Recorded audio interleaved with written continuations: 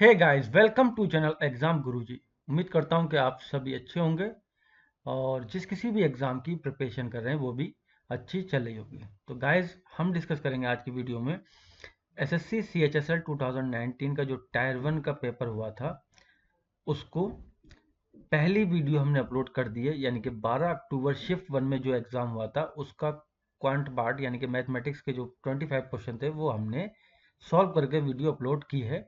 अगर आपने वो वीडियो नहीं देखी है तो आप नीचे डिस्क्रिप्शन में लिंक दिया जाएगा, वहां से उसको एक्सेस कर सकते हैं, या फिर प्लेलिस्ट में आपके पास जाएंगे, ये ऑप्शन है प्लेलिस्ट का, वहां क्लिक करेंगे, वहां पर एसएससी सीएचएसएल 2019 के नाम से एक फाइल मिलेगी, उस पर क्लिक करेंगे, वहां से भी उस वीडियो को एक्सेस कर सकते हैं। तो आज डिस्कस करेंगे हम सेकंड शिफ्ट को, 12 अक्टूबर सेकंड शिफ्ट जो हुई थी, और उसके 25 क्वेश्चन जो क्वांटिटेटिव एप्टीट्यूड से थे। तो जो भी एसएससी सीएचएसएल 2020 के एस्पायरेंट है, जिन्होंने भी फॉर्म को फिल किया है उसको, तो ये वीडियो उनके लिए बहुत ही लाभदायक होगी, क्योंकि उन्हें एक आइडिया लगेगा कि किस तरीके के क्वेश्चन आते हैं पेपर में और उनको कैसे टैकल किया जाता है। तो वीडियो को एंड तक देखें। अगर वीडियो अच्छी लगे तो वीडियो को लाइक करें और ज़्यादा से ज़्यादा शेयर करें, ताकि ज़्यादा से ज़्यादा लोग इसका फ़ायदा उठा सकें। एंड मोस्ट इम्पॉर्टेंट थिंग, अपना जो फीडबैक है वो कमेंट बॉक्स में देना बिल्कुल भी ना भूलें।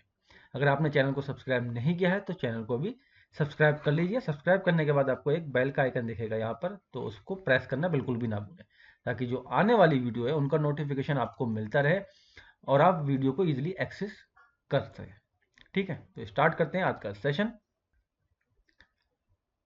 तो ये है पेपर जो सेकंड शिफ्ट में यानी कि 1 बजे से 2 बजे तक हुआ था। ठीक है, सेकंड शिफ्ट। ठीक, तो गाइस, पहला क्वेश्चन जो था वो था, दिए गए चित्र में, यानी कि एक जो फिगर दे रखा है उसमें वृत्त का केंद्र जो है वो एल है। ठीक है, और एम एल जो है एल एन पर लंब है। तो अगर मैं इसको, जैसा कि आप देखते होंगे फिगर, राइट एंगल ट्राइंगल का आपने इस तरीके से फिगर देखा होगा। ठीक, एम एल और एन आप इस तरीके से देखते होंगे मोस्टली। ठीक है, तो इस तरीके से मैंने बना लिया इससे जल्दी समझ में आ जाए। तो उसमें क्या दे रखा है, यदि त्रिभुज एम एल एन का क्षेत्रफल यानी कि इसका जो एरिया है वो दे रखा है 36। ठीक है, तो हमें इस पूरे वृत्त का यानी कि पूरे सर्कल का एरिया फाइंड आउट करना है। ठीक है, तो उसके लिए हमें क्या करना होगा, हमें पता है फार्मूला 1/2 बेस इंटू हाइट होता है। ठीक है, और वो दे रखा है 36। अब बेस क्या है इसका और हाइट क्या है वो हमें पता करनी है। तो अगर हम इसमें फिगर में देखें तो एल एम की जो दे रखी है वो आर दे रखी है, यानी कि ये क्या है, रेडियस है, त्रिज्या है सर्कल की। ठीक है, तो ये भी आर है और ये भी आर है। अगर मैं यहाँ रख दूँ R into R is equal to 36, और यहाँ से R square is equal to 2 into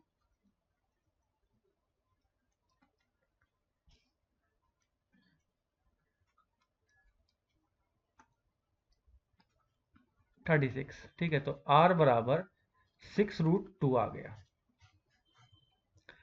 अब फाइंड करना है मुझे क्या, क्षेत्रफल पूरे का पूरे वृत्त का। तो वृत्त का क्षेत्रफल होता है पाई आर स्क्वायर। पाई को ऐसे रहने दो क्योंकि ऑप्शन में हमारे पास पाई है। ठीक है, आर स्क्वायर करेंगे यानी कि 6√2 का स्क्वायर, तो पाई मल्टीप्लाई 6 का स्क्वायर 36 होता है और √2 का 2 हो जाएगा। तो ये हो गया 72 पाई, यानी कि ऑप्शन नंबर 4 जो है वो इसका आंसर होगा। आगे बढ़ेंगे। अगले क्वेश्चन में है कि a minus B is equal to 4 और A cube minus B cube is equal to 88, और हमें बताना है A square minus B square की वैल्यू, यानी कि A square minus B square का मान क्या होता है। तो एक चीज हमें पता है, A square minus B square होता है ए माइनस बी और ए प्लस बी। ठीक है, तो ए माइनस बी की वैल्यू हमें पता है, ए प्लस बी और फाइंड कर लें तो हम कह सकते हैं कि A square minus B square की वैल्यू क्या होगी, हम उसको निकाल सकते हैं। तो ठीक है, फाइंड करेंगे ए प्लस बी को। फार्मूला होता है A cube minus B cube is equal to A minus B और A square plus B square plus A B. इसकी वैल्यू 88 दे रखी है, ए माइनस बी 4 दे रखा है और फाइंड कर लेंगे हम यहाँ से ए स्क्वायर प्लस बी स्क्वायर और ए बी। ये हो गया 22। ठीक है, क्वेश्चन 1 कह देते हैं इसको। दूसरा, अगर मैं इसका स्क्वायर कर दूं दोनों तरफ तो क्या मिलेगा, A square plus B square minus 2ab is equal to 16। ये दूसरी इक्वेशन हो गई, इनको ऐड कर लेते हैं। ठीक है, तो यहाँ जो प्लस होता है वो माइनस कर लेते हैं, यानी कि साइन उनके इंटरचेंज कर देते हैं, और जहाँ माइनस होता है वहाँ प्लस कर लेते हैं, तो ये कट गया। ठीक है, ये हो गया 3ab इज इक्वल टू 6 और यहाँ से मुझे मिला ab बराबर 2। ए बी बराबर 2 मिल गया, डेट मीन कि अब मैं यहाँ पर इसकी वैल्यू पुट करके A plus B whole square बना सकता हूँ। अगर आपको याद हो तो ए प्लस बी का होल स्क्वायर क्या होता है, A square plus B square plus 2ab। ठीक है, तो यहाँ मैंने देखा एक ए बी है, ठीक है, एक्स्ट्रा।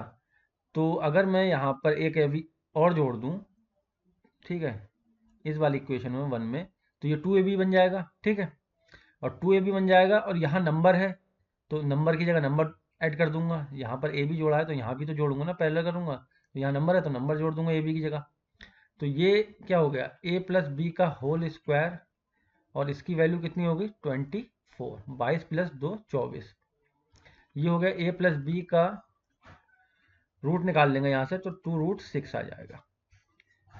अब मेरे पास ए माइनस बी भी है और ए प्लस बी भी है, तो इनकी जब मल्टीप्लाई होगी 4 गुणा 2√6, ये हो जाएगा 8√6, यानी कि ऑप्शन नंबर 4 इसका करेक्ट होगा। तो एक तो तरीका ये है, आप इसको इस तरीके से कर सकते हैं, या फिर आप पेन चेंज करते हैं। दो फार्मूले लिख रहा हूं मैं, ठीक है, और वो रखना है आपको याद, आगे भी आपके ये काम आएंगे। तो पहला है A cube minus B cube is equal to A minus B का होल क्यूब प्लस 3ab और a माइनस बी।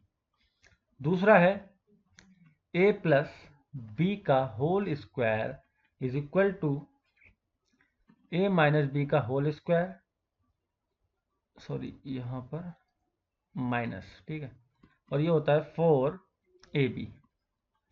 ठीक है, तो ये दोनों फार्मूले आप याद कर लीजिए, मतलब इसको रट डालिए, क्योंकि ये आगे बहुत ही आपके हेल्पफुल होने वाले हैं। ठीक, अब करना क्या है, इसमें वैल्यू पुट कर दो। ए क्यू माइनस बी क्यू की वैल्यू हमें पता है 88 है, ए माइनस बी की पता है 4 है, तो 4 का क्यूब होता है 64 प्लस 3, और ए बी की वैल्यू हमें पता नहीं है, ए माइनस बी पता है, तो यहाँ 4 रखेंगे तो ये इसकी मल्टीप्लाई हो जाएगी, 4 तियाँ 12 ए बी। ये हो जाएगा 12 A B is equal to 8 में से 4 गए 4 और 8 में 6 गए 2, यहाँ से ए बी बराबर 2 फाइंड हो जाएगा। ठीक, ए बी बराबर 2 पता लग गया, तब अब इस वाली मतलब इक्वेशन में, इस वाले फार्मूले में हम इसकी वैल्यू यहाँ पुट करेंगे, तो ये हो जाएगा ए प्लस बी का होल स्क्वायर, और इस माइनस को इधर ले जाएंगे, 4 गुणा ए बी की वैल्यू 2, ये हो जाएगा प्लस इधर जाके, और ए माइनस बी यानी कि 4, 4 का स्क्वायर मतलब 16, 4 दूनी 8 प्लस 16, ये हो जाएगा 24, और A plus B is equal to 2√6। ठीक, अब यहां से हमें 2√6 मिल गया, तो A square minus B square होता है ये ए माइनस बी और A plus B. A minus B की वैल्यू 4 है और ए प्लस बी की 2√6 निकालिए, तो ये 8√6 यहाँ से आ जाएगा। ठीक है, तो ये दो तरीके हैं, आप किसी भी तरीके को फॉलो कर सकते हैं। ठीक, बट ये जो दो फार्मूले बताए हैं ये आपको याद कर लेना है। चलिए फिर आगे बढ़ेंगे, और बोला कि एक्स वाई जेड एक त्रिभुज है। त्रिभुज है तो एक बड़ा सा त्रिभुज बना लेते हैं। ठीक, इनकी माध्यिकाएं हैं जेड एल और वाई एम, जो एक दूसरे को जी पर प्रतिच्छेद करती हैं।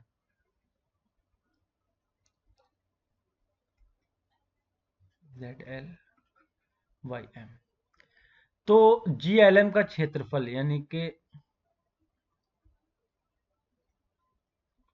GLM का क्षेत्रफल हमें बताना है किसके साथ, XYZ के क्षेत्रफल के साथ, यानी कि रेशियो बताना है हमें। ठीक है, तो क्या करेंगे, एक लाइन और ड्रॉ कर लीजिए, यानी कि एक मीडियन और बना लीजिए।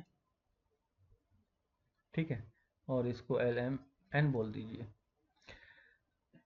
ठीक, तो ये एक एक एक एक एक एक ये सब क्या है, इक्वल पार्ट में एरिया इसका बढ़ रहा है, क्योंकि AD BE सॉरी जो XN है, XN, ठीक है, और ZL और YM ये क्या है, ये मीडियंस हैं, और मीडियंस की वजह से इनका एरिया जो है वो इक्वल पार्ट में डिवाइड हो रहा है। अब अगर मैं बात करूं इसकी XLM की, ठीक है, तो ये क्या हो गया, मिड पॉइंट, मान लो कि ये मिड पॉइंट है किसका, XY का और XZ का। ठीक, XY और XZ का ये मिड पॉइंट है, तब क्या होगा, ये जो LM है वो क्या होगा, 1/2, ठीक है, और YZ का 1/2 होगा। ठीक है, आधे आधे पार्ट पे है, तो यहां से हम इसका एरिया निकाल सकते हैं, LM और ये YZ बराबर 1/2, और एरिया निकालेंगे तो ये हो जाएगा स्क्वायर 1/4। तो रेशियो क्या आएगा, यानी कि इस वाले पार्ट का रेशियो 1, और पूरे जो ट्राइंगल है उसका एरिया क्या होगा, 4 होगा। अगर इसका एरिया 1 है तो इसका क्या होगा, पूरे का 4 होगा। ठीक है, एक छोटा सा और ट्राइंगल बनाते हैं ताकि और डिटेल में समझें, इसको क्लियर हो जाए सारे पॉइंट।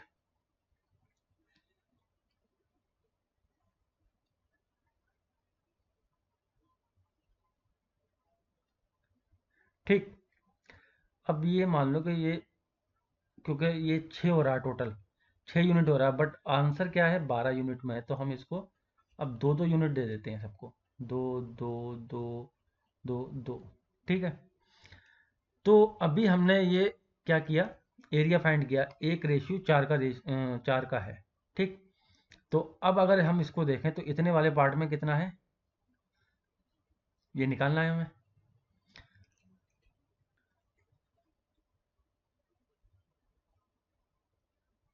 तो जो एरिया है ना, वो एरिया ऐसे लिख सकते हैं ना, XLM,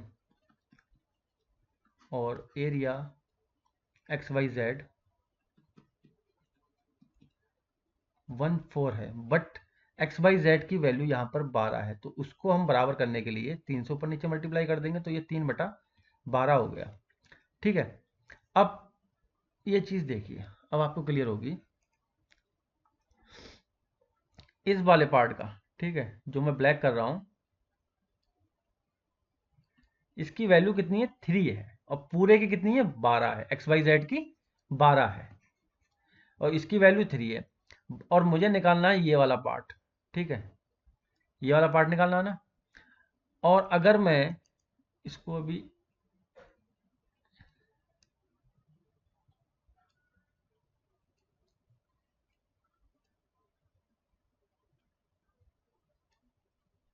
ठीक, तो ये 3 हो गई, तो ये वाला पार्ट बचा ना, और इस वाले पार्ट में अगर देखूं तो ये 2 2, इस पूरा अगर इसकी बात करूं, XLMG, ठीक है, एक क्वाड्रिलेटरल की बात करूं तो इस चतुर्भुज की जो वैल्यू है वो 4 यूनिट है, तो डेट मीन यहां से अगर मैं ये वाला पार्ट निकाल दूं तो इस जो बीच का पार्ट है, यानी कि जो LGM है, LGM की वैल्यू कितनी आ जाएगी, 1 यूनिट।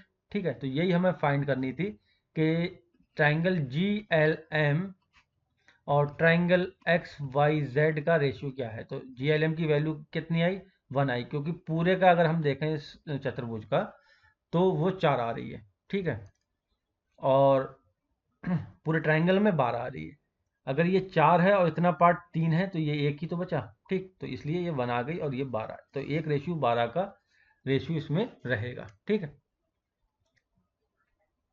आगे बढ़ेंगे, और अगला क्वेश्चन के निम्न ग्राफ दोस्तों के एक समूह के 2 बोर्ड परीक्षाओं में कुल अंक प्रदर्शन को दर्शाता है। ग्राफ के आधार पर उस लड़की की पहचान करें जिसने कक्षा 10 से कक्षा 12 तक अधिकतम सुधार किया है। तो यहाँ देखें, यहाँ पर सुधार नहीं हुआ है, इसके मार्क्स कम आए हैं। तो सुनीता ऑप्शन में ही नहीं है, तो ये तो हट गया पहले ही। बीना है, ठीक है। बीना को 5% का फायदा हुआ है, ठीक है, या 5 अंक का फायदा हुआ है, देख सकते हैं 5 का गैप है डिफरेंस, ठीक है। मीना को 9 का डिफरेंस है, सुधार हुआ है। अब वो चाहे परसेंटेज मान लो 9 या फिर आप परसेंटेज ही है, ठीक है। 9% का फायदा हुआ है, पहले 62% थी, अब 71, ठीक है। यहाँ पर देख रहे हैं हम शिवानी का, तो ये 3 का हुआ है इसको फायदा, और यहाँ पर अलका को 14 का फायदा हुआ है, और यहाँ पर 76, 86, 10 का हुआ है। तो क्लियरली हमें दिख रहा है, जो 14 दिख रहा है, 14 मार्क्स समझ लो, या परसेंटेज, यहाँ परसेंटेज दे रखा है, परसेंटेज ऑफ एग्रीगेट मार्क्स, ठीक है। तो 14% इंक्रीज हुई है, हाइक हो गई उसकी, अलका की। 10th में उसके 72% थे और 12th में उसने 86% पाए। तो Alka is the correct answer. अब इस यहाँ क्या करना है, यहाँ लगाना है बॉड मास का रूल, ठीक है। तो बॉड मास में सबसे पहले हम करते हैं ब्रैकेट को सॉल्व। तो ब्रैकेट को सॉल्व करेंगे, इतने पार्ट को अगर सॉल्व करेंगे तो ये आ जाएगा 25 और 5 दूनी 12, ठीक है। तो यहाँ से हमें क्या मिलेगा, 0.5, ठीक। अब यहाँ इसकी मल्टीप्लाई होगी और फिर ये प्लस होगा, तो 8 पंजे 40 और 8 सत्ते 56, ये 60। तो ये टोटल इसकी वैल्यू जो होगी वो 60.5 आ जाएगी। अब माइनस आ गया, ब्रैकेट ओपन हो गया, ये मछली ब्रैकेट जो है वो खत्म हो गई। तो 63 में से 60 जाएंगे, तो जो इसकी वैल्यू आएगी वो कितनी आएगी, 2.5। अब मेरे पास क्या बचा, 2.1 प्लस 2.25 डिवाइडेड 2.5। अगर मैं ये पॉइंट हटा दूं तो 25 नीमा 225 और 25 धाम 250, ठीक।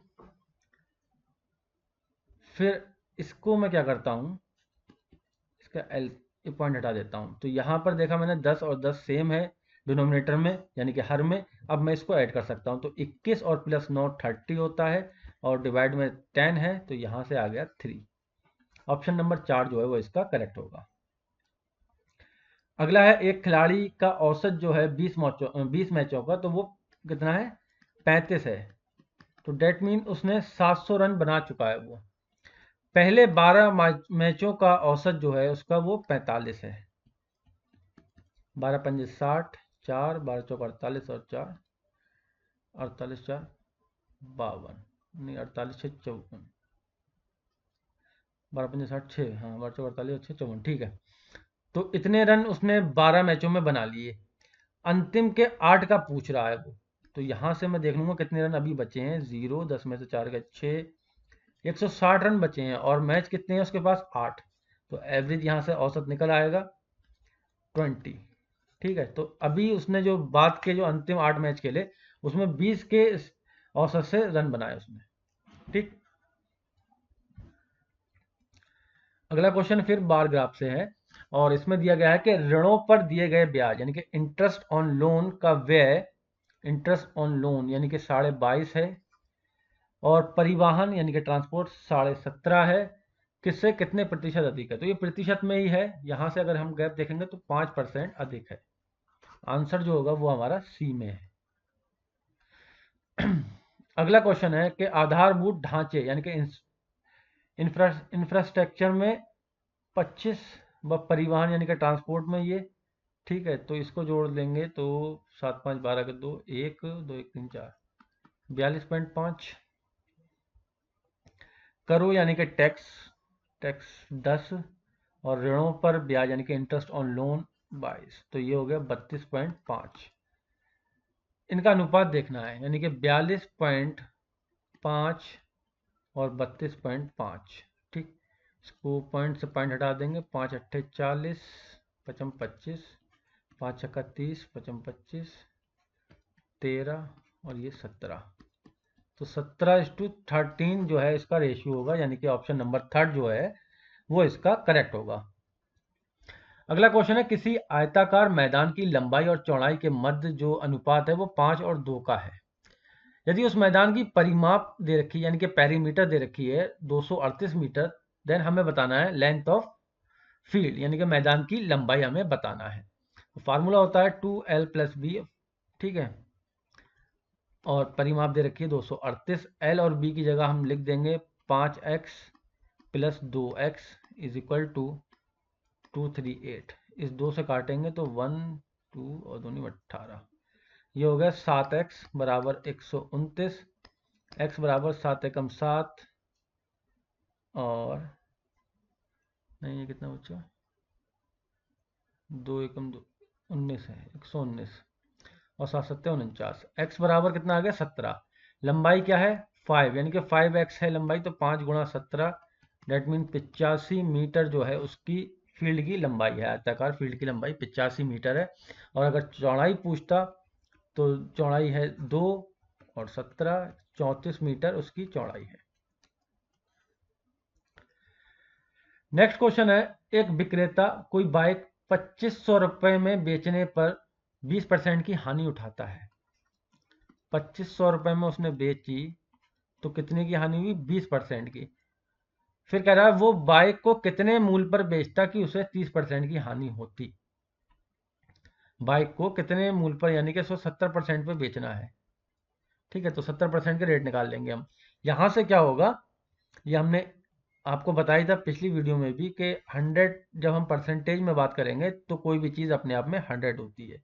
अब अगर हानि हो रही है तो माइनस कर देते हैं और उसमें प्रॉफिट हो रहा है तो प्लस कर देते हैं। तो अभी हानि हो रही है तो क्या हुआ, ये 100 में से 20 घट जाएंगे 80, यानी कि 80% 2500 है। तो यहाँ से हम निकाल सकते हैं उसका एक्चुअल प्राइस। फिर हमें बेचना है 30% हानि पे यानी कि 70% पे बेचना है, तो हमने ये लिख दिया 70/100। तो 100 से 100 कैंसिल आउट, 0 से 0 कैंसिल आउट, ये हो गया 8 × 24, 1 बचा, 8 एकम 8, ठीक है, 2 बचे और 8 दूनी 16 और 8 पंजे 40 गुणा 7, 7 पंजे 35, 3 7 दूनी 14, 3 17, 1 7 एकम 7 1 8 और 7 21, 2187 रुपये 50 पैसे में अगर वो बेचेगा तब उसे 30% की हानि होगी। ठीक है, तो ए वाला ऑप्शन जो है वो इसका करेक्ट होगा। आगे बढ़ेंगे, फिर ग्राफ से है कंपनी का कुल व्यय यानी कि ये जो दे रखा है ये सब हमें ऐड करना है और शोध विकास रिसर्च डेवलपमेंट तथा वेतन सैलरी पर हुए व्यय का कितना गुना है। तो हम देखेंगे रिसर्च एंड डेवलपमेंट पे कितना खर्च हुआ है, भैया हुआ है 5, प्लस सैलरी पे कितना दिया है 15, तो टोटल हमने इतना 20 रुपये मान लो खर्च कर दिया। ठीक है, अब ये टोटल है कितना खर्चा कंपनी का वो देख लें, फिर उसको डिवाइड कर देंगे 20 से तो हमें पता लग जाएगा कितना गुना है। ठीक, तो ये ऐड करेंगे तो 115 आएगा। ठीक है, और 115 को डिवाइड करेंगे तो 20 से, 2 पंजे 10 और 2 सत्ते 14, 2 पंजे 10, 5.75 गुना जो है वो ज़्यादा है। ठीक है, तो ये गाइस आप ऐड करना है। ठीक है, मैंने ऐड कर रखा था पहले से इसलिए 115 लिख दिया। a plus B is equal to 11 है, ए बी की वैल्यू 15 है, तो A square plus B square की वैल्यू हमें फाइंड करनी है। तो कुछ नहीं है, बस इसका स्क्वायर कर दो दोनों तरफ, मिलेगा A square plus B square plus 2ab और ये हो गया 121। A square plus B square और 2ab यानी कि ए बी की वैल्यू दे रखी 15, तो 15 दूनी 30 और ये प्लस का है, इधर जाएगा तो हो जाएगा माइनस का, ये आ गया 91। ठीक है, ऑप्शन नंबर बी जो है यानी कि सेकंड वाला वो इसका करेक्ट होगा। आगे बढ़ेंगे, एक धावक है वो 40 किलोमीटर की चाल से दौड़ रहा है, यदि वो 30 किलोमीटर की चाल से दौड़े तो उसकी चाल में कितने प्रतिशत की कमी हुई है। तो यहाँ से मुझे दिख रहा है 40 और 30 का डिफरेंस कितना हुआ, यानी कि 10 किलोमीटर उसने कम कर दी, 10 किलोमीटर कम की है और पहले 40 की स्पीड से दौड़ रहा था, तो यहाँ से 100 लगा देंगे तो परसेंटेज निकल आएगी और 4 25% उसकी कमी हो गई, पहले 40 चला था अब 30, तो 25% की कमी आ गई। नेक्स्ट क्वेश्चन है, एक फिगर दे रखा है, ठीक है, और वृत्त का केंद्र O बताया गया है, इसमें जीवाएं हैं AB और CD, उनके भीतर एक P बिंदु है यानी कि इनका जो कटान बिंदु है जहां पर कट कर रही है वो P है। ए बी बराबर टोटल 15 है और पी बी बराबर 9 है। तो जब टोटल 15 है और पी बी 9 है तो ये पार्ट 6 रह गया। सी पी बराबर 3 है, ठीक है। पी डी की लंबाई बतानी है, यानी कि एक्स मान ली मैंने। तो मैंने आपको बताया था कि इस जीवा का पार्ट का मल्टीप्लाई और इस जीवा का ये होता है इक्वल। तो 3 दूनी 6 और x बराबर 18 सेंटीमीटर। ऑप्शन सी जो है वो इसका करेक्ट होगा। अगला है, मोहन अपनी वस्तुओं को बेचने के लिए 20% की छूट देता है, लेकिन वो अपनी प्रत्येक वस्तु का मूल्य को 35% वृद्धि करके अंकित करता है। मान लो कि अगर उसका आइटम 100 रुपए का है, उसने क्या किया, 35% अधिक किया है, तो 135 हो गया अब उसका रेट। अब उसने 20% की छूट दे दी, यानी कि 80 रह गया। इसको कैलकुलेट कर लेंगे। तो 5 दूनी 10, 5 दूनी 10, 5 सत्ते 35 और 2 चौका 8। इसकी मल्टीप्लाई हो जाएगी। 4 सत्ते 28, 2 4 दूनी 8 और 10, 108। यानी कि पहले 100 का था, अब 108 का बिकेगा। डेट मीन कि उसको 8% का प्रॉफिट होगा। अगला क्वेश्चन है, 3600 रुपए की धनराशि है जो सीमा, कोमल और रीता यानी कि 3 है, उनके बीच में बांटना है। सीमा और कोमल, इनका रेशियो दे रखा है हमें, और वो क्या है, 1.5:2 का। फिर कोमल और रीता, उनका दे रखा है 2 और 2.5 का। तो कोमल का यहाँ भी 2 है और यहाँ भी 2 है, तो हम कह सकते हैं कि ये सेम है। तो यहाँ से हम रीता का भी रख सकते हैं, ठीक है। वो कॉमन आ गया, वो एक ही बार लिखा जाएगा। और 2.5, अगर मैं इस रेशियो को ऐड करूं तो ये 3 1 2 4 6 यूनिट हो गया। 3600 रुपए की वैल्यू कितनी होगी, 6 यूनिट के बराबर, यानी कि टोटल इसी रेशियो में तो बढ़ना है। तो 6 बराबर 3600 है, 1 बराबर 600। अब देना किसको है, रीता का हिस्सा बताना है हमें। रीता का ये लास्ट वाला हिस्सा, यानी कि 2.5 से मल्टीप्लाई हो जाएगी। तो एक पॉइंट की वजह से ये जीरो कट जाएगा, और 25 छक्का 150 और एक जीरो। रीता को जो पैसे मिलेंगे वो 1500 रुपए मिलेंगे, ठीक है। नेक्स्ट है, 1060 माइनस 1015 डिवाइडेड बाई 1 प्लस 1060 और 1015। तो गाइज ये है फार्मूला 10 a माइनस बी का, ठीक है। तो यहाँ पर a ये है 60 और ये है b, तो यहाँ रख देंगे वैल्यू 60 माइनस 45 और ये आ जाएगा 1045, और 1045 होता है 1। डेट मीन ऑप्शन नंबर 2 जो है वो इसका करेक्ट होगा। अगला फिर ट्रिग्नोमेट्री से है, ठीक है। तो इसको इधर ले जाएंगे, ये हो जाएगा सेक स्क्वायर x बराबर 4/3, ठीक है। और जब इसका रूट निकालेंगे तो सेक x बराबर 2/√3, और ये वैल्यू होती है सेक, ठीक है, सेक 30 की। तो x की वैल्यू कितनी आ गई, 30। Option number 3। नेक्स्ट क्वेश्चन में है कि एक व्यक्ति ने अपनी यात्रा 3 भागों में 18 किलोमीटर, 20 किलोमीटर और 27 किलोमीटर में पूरी की, ठीक है। मतलब वो 18 किलोमीटर चला, फिर बैठ गया होगा या कुछ करने लगा होगा, फिर 20 किलोमीटर चला, फिर 27 किलोमीटर चला। और ये उसने दूरियां क्रमशः 6 किलोमीटर पर आवर की स्पीड, 5 किलोमीटर पर आवर और 9 किलोमीटर पर आवर की स्पीड में चली है। तो पहले 18/6, दूसरा 20/5, तीसरा 27/9। यहाँ से क्या निकलेगा, टाइम निकलेगा, यानी कि 6 3 18, 5 चौका 20 और 9 3 27। टोटल उसको जो टाइम लगा वो 10 आवर का लगा, 10 घंटे उसको लगे इतनी दूरी चलने में। अब दूरी टोटल है कितनी, तो दूरी जोड़ लेंगे, 18 प्लस 20 प्लस 27, 8 7 15, 1 2 2 4 और 6, 65 किलोमीटर की दूरी है, ठीक है। डिस्टेंस जो है 65 किलोमीटर है, और ये 10 घंटे लगे।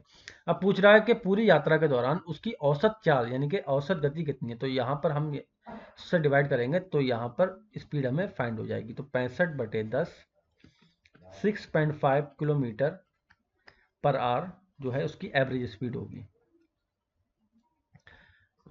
20 है, एक धनराशि का साधारण ब्याज 12 सही 2/4% वार्षिक दर से कितने वर्षों में मूलधन के बराबर हो जाएगा। मूलधन यानी कि प्रिंसिपल। तो P R और T डिवाइडेड बाई 100 ये होता है फार्मूला। अब वो कह रहा है कि SI भी P होना चाहिए, तो P यहाँ रख दिया, P तो P रहेगा ही। R जो है 12 चौक 48, 50/4 हो जाएगा, ठीक है। और t हमें फाइंड करना है। तो p से p कैंसिल आउट, 50 दूनी 100, यहाँ से हम कह सकते हैं t is equal to 8 years. 8 वर्षों में वो जो धनराशि है वो उतनी हो जाएगी, मतलब उसका ब्याज उतना मिल जाएगा जितना उसके पैसा था। ठीक है, मूलधन जितना था उतना उसको साधारण ब्याज मिल जाएगा 8 वर्षों में। अगला क्वेश्चन है, एक पी क्यू आर एक ऐसा समद्विबाहु त्रिभुज है। पी क्यू आर और 90 डिग्री दे रखा है। ठीक है, तो यहां ध्यान देना, क्यू पे 90 डिग्री है, पी क्यू और आर, जिसमें पी क्यू 10 है, क्यू आर 10 है, तो ये जो आएगी वो कितनी आएगी, 10√10। ठीक, जो इसका पाइथागोरस से हम निकालेंगे तो 10√10 आ जाएगा। ठीक, अब इसमें बोला है कि पी आर पर बिंदु क्यू से खींचे जाने वाला, यानी कि इस पे क्यू से खींचे जाने वाला लंब जो है उसकी लंबाई बतानी है। ठीक है, पी आर पर बिंदु क्यू से, मान लो इसका एन है नाम इस पॉइंट का, तो जो क्यू एन की लंबाई होगी वो होती है हाफ इंटू कर्ण। ठीक है, हाइपोथेनियस, तो वो कितनी है, 1/2, 10√10, 10√2, 2×5 = 10, 5√2 जो होगा वो इसकी क्यू एन की लंबाई होगी, यानी कि ऑप्शन नंबर 4 जो है वो इसका करेक्ट होगा। 77 की पावर 77 प्लस 77, यानी कि 77 की पावर 77 प्लस 77 को 78 से डिवाइड करने पर जो रिमाइंडर आएगा, यानी कि शेषफल आएगा, वो क्या होगा। ठीक है, तो 77 की पावर 77 डिवाइडेड बाई 78 प्लस 77 की पावर 77 और डिवाइड बाई 78। ठीक है, इसको सेपरेट कर लिया। अब यहाँ से अगर मैं देखूं, अगर हमने शेषफल या रिमाइंडर थ्योरम पढ़ी है, ठीक है, तो हमें पता होगा कि किस तरीके से रिमाइंडर निकालते हैं। यहाँ से अगर देखूं, अगर यहाँ 1 और होता तो ये पूरा का पूरा नंबर कट जाता, डेट मीन -1 यहाँ पर रिमाइंडर बच रहा है।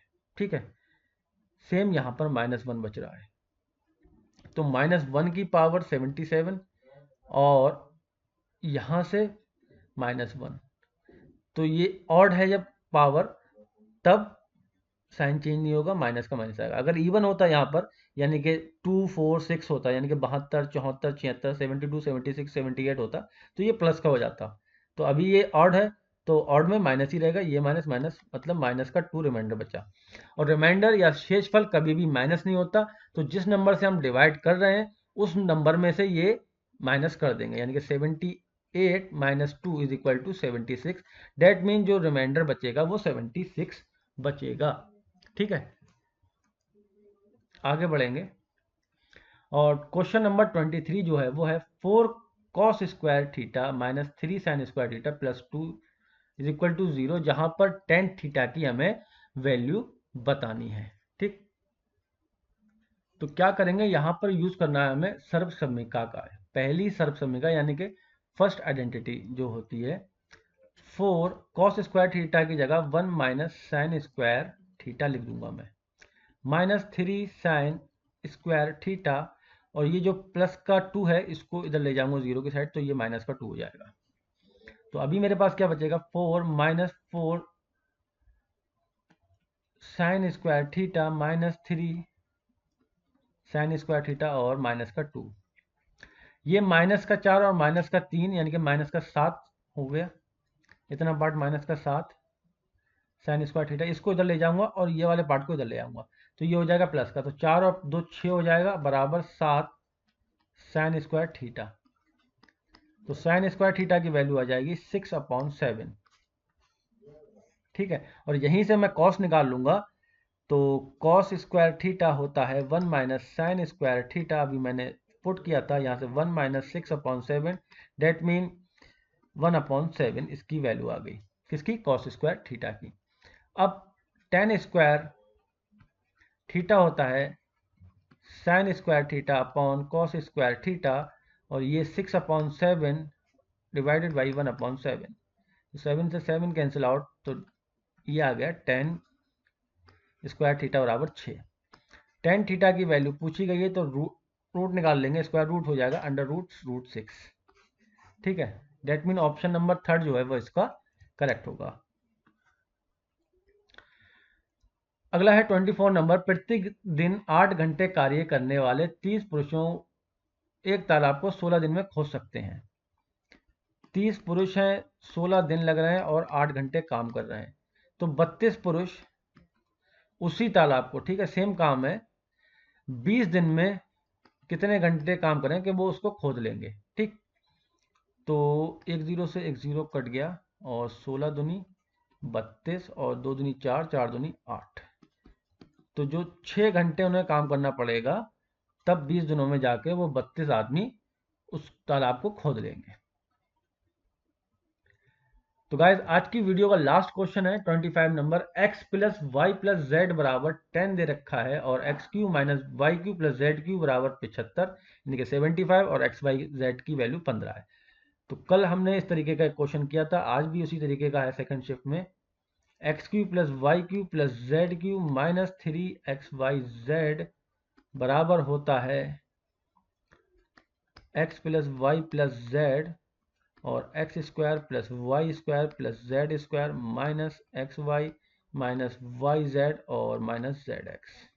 तो इतने पार्ट की हमें वैल्यू निकालनी है, ये सब पता है हमें, ठीक है। इसकी वैल्यू होती है 75 माइनस एक्स वाई जेड 15 है, लेकिन यहाँ 3 एक्स वाई जेड पूछ रहा है तो 15 3 45। X plus Y plus Z की वैल्यू 10 है और बाकी इसकी वैल्यू हमें निकालनी है। तो यहाँ से 0 ये बचा 10 और इसकी वैल्यू हमें निकालनी है, तो ये कैंसिल आउट, यानी कि जो वैल्यू आएगी वो कितनी आएगी, X square plus Y square plus Z square minus X Y minus Y Z minus Z X बराबर 3। ऑप्शन नंबर 1 जो है वो इसका करेक्ट होगा।